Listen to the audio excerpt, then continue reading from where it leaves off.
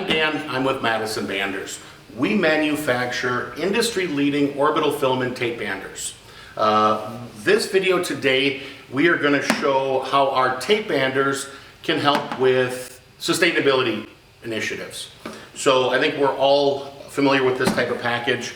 Shows up at your doorstep, open the box, remove the box that you ordered, and now you've got all this additional void fill. Not to mention the box itself. These are all expensive. The box is expensive. The void fill is expensive.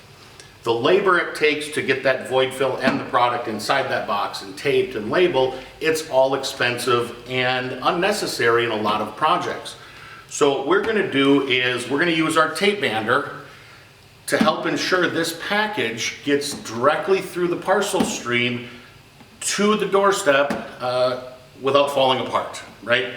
This project here, I think we're all familiar with tuck tabs, right? They're great for sitting on a shelf. The package is high-end, it's got some nice printed graphics, but it's not necessarily designed to make it through those parcel streams. So what we're going to do is throw one tape band on it, which is going to protect the tuck tab, as well as keep that product from shifting.